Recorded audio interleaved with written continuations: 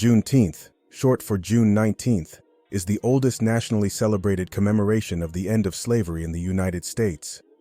It marks the day, June 19, 1865, when enslaved African Americans in Texas finally learned they were free.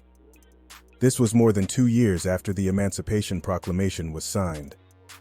On January 1, 1863, President Abraham Lincoln issued the Emancipation Proclamation, which declared that all enslaved people in Confederate states were legally free. But there was a catch.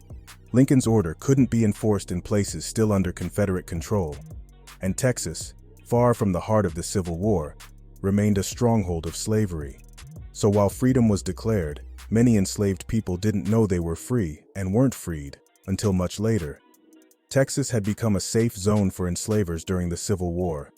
As Union troops moved deeper into the South, slaveholders fled to Texas, bringing with them tens of thousands of enslaved people. Texas was geographically isolated, had limited Union military presence, and was one of the last Confederate states to surrender. So, slavery continued there long after it was legally abolished elsewhere. On June 19, 1865, Union General Gordon Granger arrived in Galveston, Texas with federal troops to enforce emancipation. He read General Order No. 3, which said, "The people of Texas are informed that, in accordance with a proclamation from the Executive of the United States, all slaves are free." Imagine hearing that you had been free for 2.5 years, but no one told you.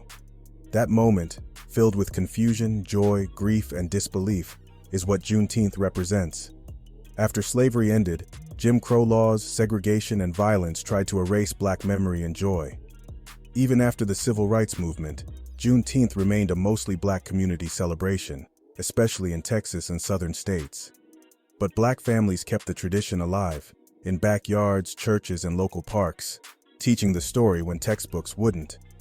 On June 17, 2021, President Joe Biden signed a bill making Juneteenth a federal holiday, officially known as Juneteenth National Independence Day. It became the first new federal holiday since Martin Luther King Jr. Day was established in 1983. Juneteenth is not just about the past, it's a call to action for the present and future, a celebration of survival, a reminder that freedom delayed is still injustice. It's a day to honor the ancestors who endured and to inspire the generations still rising.